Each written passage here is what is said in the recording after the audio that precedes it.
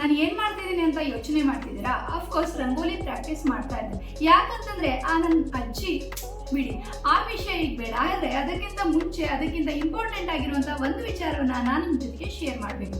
ನಿಮ್ಮ ಊರಲ್ಲಿ ಯಾವ ರೀತಿಯಾಗಿ ರಂಗೋಲಿಯನ್ನು ಹಾಕ್ತೀರಿ, ರಂಗೋಲಿಯಲ್ಲಿ ಏನೆಲ್ಲ ವಿಶೇಷತೆ ಇದೆ, ನಿಮ್ಮ ಊರಿಗೂ ರಂಗೋಲಿಗೂ ಏನು ಸಂಬಂಧ, ಇವೆಲ್ಲವನ್ನ ನೀವು ಬರೆದು ತಿಳಿಸೋದಕ್ಕೆ ಒಂದು ಕಾಂಟೆಕ್ಸ್ಟ್ ರೆಡಿ ಆಗಿದೆ.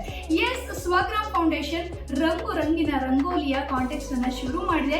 ಇದರಲ್ಲಿ ನೀವು ನಿಮ್ಮ ಊರಿನ ಕಥೆಯನ್ನ ಬರೆದು ತಿಳಿಸಬಹುದು. ಹಾಗೇನೆ ಫೋಟೋ ಮತ್ತು ವಿಡಿಯೋವನ್ನು ಕೂಡ ಅಪ್ಲೋಡ್ ಮಾಡಬಹುದು. ರಂಗೋಲಿ ಅಂತಂದ್ರೆ ನಮಗೂ ನಮ್ಮ ಪುರಾತನ ಕಾಲಕ್ಕೂ ಒಂದು ಸಂಬಂಧ ಇದ್ದೇ ಇರುತ್ತೆ. ಸೊ ಈ ಅವಿನಾಭಾವ ಬಂಧ ನಿಮ್ಮ ಊರಿಗೂ ರಂಗೋಲಿಗೂ ಹೇಗೆ ಶುರುವಾಯಿತು, ನಿಮ್ಮೂರಲ್ಲಿ ಹೋಳಿ ಹೇಗೆ ಮಾಡ್ತಾರೆ, ಇಂತಹ ಪ್ರತಿಯೊಂದು ವಿಚಾರವನ್ನ ಚುಟುಕಾಗಿ ನೀವು ಬರೆದು ತಿಳಿಸಬಹುದು.